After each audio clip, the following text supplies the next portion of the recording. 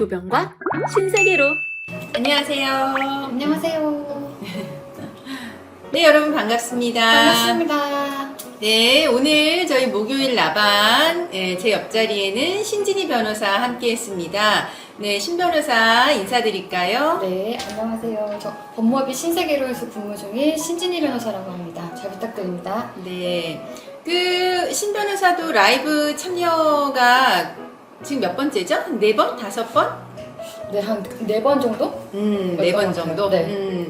네, 이제 익숙해질 때가 된 것 같네요. 그죠? 네. 네. 네, 그리고 오늘 저희 준비한 디저트는, 저는 이 티라미슈 크레이프, 그리고, 신지리 변호사는 스트로베리 크레이프, 딸기 크레이프입니다. 그리고, 마카롱도 좀 준비를 해봤어요. 우리 오늘 라이브 한다고 하니까 스토리에 질문이 올라왔어요. 외도시 구글 타임라인이 증거로 효력이 있나요? 이렇게 물어보셨는데 어떤가요? 타임라인이 어떤 걸 말씀하시는 거죠? 시간별로 어디 있는지? 그쵸? 그 구글에 이 사람이 어느 장소에 네. 갔다 이게 이렇게 찍혀 있는 그 자료가 있거든요. 이것만으로는 좀 부족할 것 같고, 다만 만약에 상간녀의 주소지를 알아서 그 주소지와 이게 뭐 매치되거나 이럴 경우가 있다면은 도움이 될 수도 있을 것 같습니다. 네. 그 구글 타임라인을 많이 이야기하시는 거는 보통 우리가 부정행위 이거 이야기할 때 구글 타임라인에 모텔이 많이 찍혀요.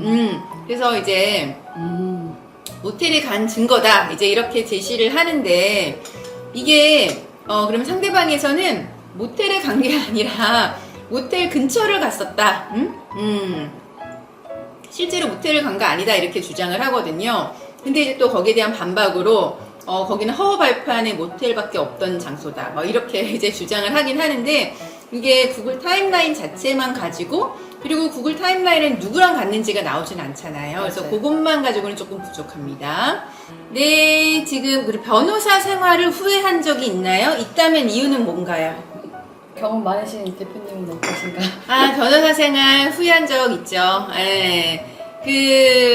사건 진행했는데, 너무 감사하다고 할 때는 정말 너무 좋지만, 항상 만족하시는 거는 아니거든요. 그래서 저희가 진행했는데, 너무 불만족한다라고 이야기하시거나 이럴 때는 정말 변호사 생활을 내가 왜 이거를 하고 있나 이런 거를 후회하는 경우도 있습니다. 하지만 이제 정말 감사하다고 하시고 저희가 생각하는 거 이상으로 감사의 글을 보내주실 때는 진짜 뿌듯한 기분이 듭니다. 그리고 그 변호사 생활하면서 그럴 때 있잖아요.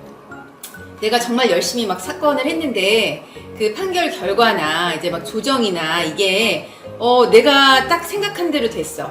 그럴 때는 정말 기분이 좋잖아요. 좋죠. 예, 그럴 때는 정말 보람을 느낍니다. 네. 신 변호사는 변호사 생활을 후회한 적 있나요? 있죠.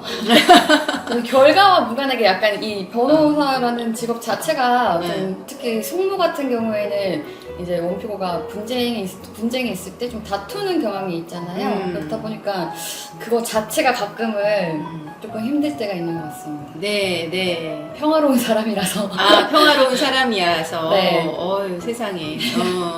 그렇죠. 아무래도 사실 나 같으면 안 다툴 것도 의뢰인 일이니까 막 다퉈주는 경우도 있잖아요. 사실 나도 사실은 평화로운 사람이거든요. 근데 이제 내일이 아니니까 그렇게 다투지. 내일 같으면 사실은 그냥 적당히 이제 양보하고 끝낼 텐데. 근데 의뢰인이 또 바라시는 게 그게 아니니까. 그렇죠. 네, 그렇게 되는 거죠. 네, 그리고 이제 스토리 질문 중에 이혼이라는 게 생각보다 어려운 건지 쉬운 건지 알려주세요. 와, 이거는 질문이 생각보다 어렵네요. 네. 이혼이라는 게 생각보다 어려운 건지 쉬운 건지 알려주세요. 어떨까요? 본인이 생각하신 기준이 어떤 거에 따라서 많이 다를 것 같고, 다만 아무래도 쉽지는 않겠죠. 감정적으로도 여러 생각이 드실 수 있고, 그쵸? 단순히 이제 법적 절차뿐만이 아니라 이제 보통 이제 소송 같은 경우에는 상대방의 서면을 받아보실 때 굉장히 많은 감정을 느끼시는 것 같더라고요. 그래서 엄청 분노의 감정을 느끼게 되죠. 그렇죠. 뭔가 거짓말이 난무할 수 있기 때문에 네. 그리고 근데 이혼소송, 이혼하시는 분들이 하는 말이 꼭 있어요. 결혼보다 이혼이 더 어렵다고. 원래 저희 이제 결혼할 때 항상 많은 일들을 겪잖아요. 양가 집안의 갈등, 이제 남녀 간에도 막 결혼 준비하면서 깨진다는 이야기 많이 하거든요. 근데 결혼보다 이혼이 훨씬 어려우세요, 여러분. 네, 정말 생각해야 되는 것도 많고. 그리고 결혼은 축복을 받으면서 하는 거잖아요, 어쨌거나. 근데 이혼은 축복을 받으면서 이혼을 하는 분들은 거의 없단 말이죠. 극히 드문 경우이기 때문에 사실은 이혼은 어려운 겁니다. 결혼 도와주는 변호사 없잖아요. 네, 이혼은 도와드리는 변호사가 많습니다. 이거는 어려운 거기 때문에 도와드리는 거예요. 예. 이혼은 쉽지 않습니다. 예, 그거는 제가 생각할 때 그렇습니다. 네. 네, 그리고 가정주부입니다. 이혼을 생각 중이고요. 재산 분할이 궁금해서요. 지금 8년 차입니다. 기여도가 없는 듯해요.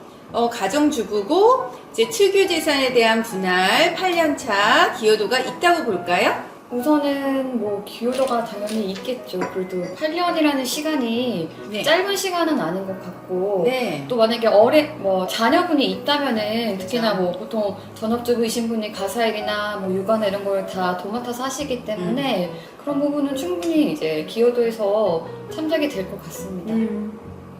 그래서 가정주부라고 하더라도 혼인기간 8년 차면 기여도 있으세요. 근데 이제 이렇게 이제 생각을 하시는 이유가 대부분 저희랑 상담을 오기 전에는 이런 이야기를 많이 듣거든요. 네가 이 집에서 한 게 뭐가 있냐? 내 집에서 나가라. 막 이런 이야기를 많이 듣기 때문에 나는 정말 이혼을 하면 맨몸으로 쫓겨나야 되나 보다 이런 생각들을 사실 많이 하거든요. 근데 그거는 아니시니까 정말 내가 피치 못할 사유로 이제 이혼을 생각하신다면 기여도 주장하실 수 있습니다. 그거는 너무 걱정하지는 않으셔도 될 것 같아요. 네, 이혼 소송 중이고 현재 별거 상태입니다. 아이가 상대 측과 지내고 있는데 면접 교섭을 악의적으로 방해한다면 비양육자 측이 임시양육자 지정이 가능할까요? 네. 이미 이혼 소송 중이세요. 현재 별거 상태고 아이는 상대방이 데리고 있는데 상대방이 면접 교섭을 거의 악의적으로 해주지 않고 있어요. 그러면 아이를 데리고 있지 않은 이쪽이 비양육자가 친권 양육권을 가질 수 있느냐 이 질문이세요. 친권 양육권을 주장하고 싶으시다는 의미이신 그렇죠. 거죠? 충분히 하실 수 있죠. 그리고 뭐 우선은 아이를 데리고 있으신 분이 유리한 부분이 있겠지만은 요즘에는 이제 사실 이때까지 아이를 데리고 있는 부분이 유리했던 것에 대해서 법원에서도 사실 좀 그 부분을 보통 의뢰인분들이나 뭐 당사자들이 좀 악용하시는 경우도 있잖아요. 아이를 무조건 그렇죠. 데려가 버려서 뭐 그 전에 주 양육자가 아니었음에도 불구하고 데려가 버린다던가 네, 네. 그런 경우도 있으시기 때문에 네. 뭐 단순히 이제까지 상대방이 뭐 데리고 있었다라는 이유만으로 꼭 포기하셔야 되는 건 아닌 것 같습니다. 네, 그럼요. 그리고 이제 저희 사무실 쪽에 이제 진행했던 사건 중에 상대방이 면접 교섭을 굉장히 악의적이고 고의적으로 안 해줘가지고 친권양육권자로 저희 쪽이 이제 넘어온 경우도 변경이 된 경우도 있었고 또 아니면은 이제 그렇게 면접 교섭을 제대로 안 하는 거를 친권 남용 부분으로 주장을 해서 공동 친권 된 경우도 있었거든요. 그래서 그런 부분은 주장을 해보시는 게 좋지 않을까 생각이 듭니다. 그리고 가정폭력의 경우 피해자가 처벌 의사가 없으면 할 수 있는 게 없을까요? 이모가 20년 넘게 맞고 사시는데 본인은 계속 그냥 사시겠다고 하시는데 답답할 뿐이에요. 아이고. 이거는 이분이 그러니까 가정폭력의 직접적인 당사자, 피해자는 이혼할 생각도 없고 처벌할 생각도 없는 거예요. 그죠? 네, 근데 이제 옆에서 지켜보는 조카가 너무 안타까우니까 이런 경우에 어떻게 할 수 있는 거 없냐라고 하시는 거죠? 뭐가 있을까요?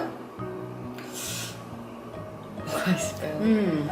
이게 뭐 친고죄는 아니니까 뭐 조카 입장에서 뭐 고소장은 아니고 고발장을 예, 넣어볼 수는 있겠지만 근데 이제 또 이것 때문에 음, 더 그게 뭐라 하지? 심화될까봐 가정폭력 이런 거 그러니까. 약간 보복성으로 더 하실 수도 있잖아요. 그래서 조금 더 망설여지실 것 같긴 하네요. 아니면 제가 생각할 때는 이거를 막 조카 입장에서 고발하거나 이런 것보다는 이제 게다가 이제 조카분이 이렇게 걱정하는 거 정도면 굉장히 심각한 폭력인 것 같거든요.